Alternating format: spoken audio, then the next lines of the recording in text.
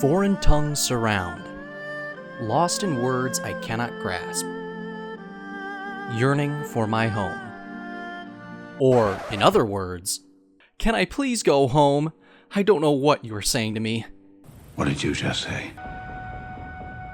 Packed to the brim full of action sequences, historical drama, and fantastic cinematography, FX's Shogun is without a doubt the best TV show of the year.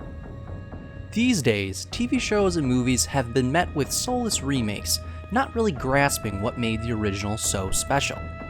Instead of making something unique, the past decade was full of cash grabs, full of pumped-up CGI scenes, but nothing else worth mentioning. Meanwhile, Shogun, based on James Clavell's 1975 book, later turned TV show in 1980 and now 2024, takes a different approach from the creative process. Set in the Sengoku period, warlords in charge of areas of Japan are at war with one another, vying for more power.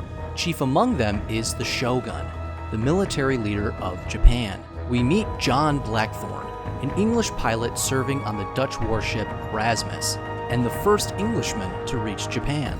Except landing in Japan didn't go as smoothly as Blackthorne had hoped. Blackthorne arrives thinking he can form a line of communication and trade with the Japanese in order to disrupt the Portuguese Catholic presence with the country. Instead, he and his men are thrown in jail by the local Japanese authorities on suspicion of piracy.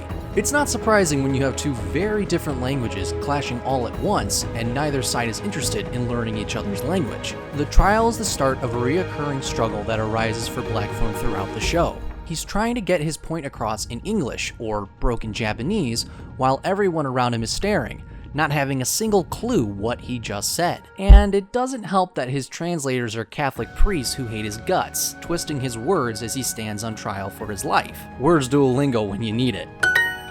Blackthorne soon comes under the protection of Toranaga, Lord of the Kwanto region, who wishes to use Blackthorne's expertise, cargo, and ship for his own personal gain. Blackthorne is also introduced to his new translator, Lady Toda Mariko. She is a Catholic, torn between her new faith and her loyalty to Toranaga. Instead of twisting his words like the previous priests, Mariko translates word for word and helps Blackthorne learn how to navigate, much like a pilot, the cultural divide between him and his Japanese hosts. Now known as Anjin, the Japanese word for pilot or navigator, Blackthorne yearns to escape Japan, but as each day passes, he becomes more and more involved with Toranaga's plans to become shogun. Blackthorne's fate hangs in the balance between one man's ambition and surviving in a country he knows nothing about. But how will it all end? You can certainly wait for the season finale on April 23rd, or you could spoil yourself now and just read the book. However, I recommend binging it all the way through, because Shogun has an ending that brings everything together and makes Game of Thrones' ending look like it was put together by kindergartners eating glue sticks and crayons. And who has a better story than Bran the Broken? Oh, brother, this guy stinks! Which brings me to my next point of why this show stands out among the rest. Shogun distinguishes itself right from the start with its expansive monologues and meticulously designing sets, shining brightly in a realm where substance often outweighs artistic merit. Gone are the days where epics had over 20 episodes and at least 5 seasons, like Breaking Bad or The Sopranos. Instead, we are now met with 8 to 10 episode series, and hitting season 3 is rare. When comparing this series to recent lackluster dramas, it towers as an epic titan, steadily revealing its grand narrative prowess and redefining what epic should be about. I'd like to think of Clavell's work as not just a TV adaptation, but more so a reinvention of a tale written long ago. In the 1980 version, I felt the plot was more subdued, but the 2024 version takes it from a mere adaptation to a work of art. The challenge to taking any source material and putting it onto either the small or big screen is to stay true to the source material, rather than embellishing it and focus on telling the same story in a new way. Instead of explaining Japanese cultures outright, we see the world unfold from Blackthorne's eyes. While confusing at first, each respective culture learns something new from the other. Through Blackthorne's stories, Toranaga is fascinated with how the world works outside of Japan, and Blackthorn must learn proper etiquette in order to see another day. Plus, there are other fascinating characters who have their own agendas, and are determined to thwart the plans of both Toranaga and Blackthorn, like the Catholic Church or the Council of Regents looking to execute Toranaga for his wrongdoings. The audience learns with Blackthorn that survival means learning from your surroundings so you can live to fight another day. Every conversation in the show has a lesson behind it, and planning ahead could mean life or death in moments of battle.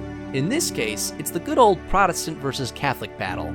Surely nothing bad can come from this, right? Right? You don't need dragons flying on screen or other CGI elements to make viewers engage with your show. All it takes is great set design, political intrigue, and an unforeseen romance to hook your audience and get them begging for another season. While the book is over 1,000 pages long, it's hard to capture everything that is happening in the pages onto the silver screen. Asking, would this show have performed better if it had an additional season or two, is difficult. And that's where I think a lot of miniseries run into the same issues. After watching Shogun, I'd rather have a condensed show focusing on the important aspects of the book instead of covering everything. A show with multiple seasons might not have as much of an impact as a one-season show. Another thing worth mentioning is that the show was filmed in 2019 and later completely retooled.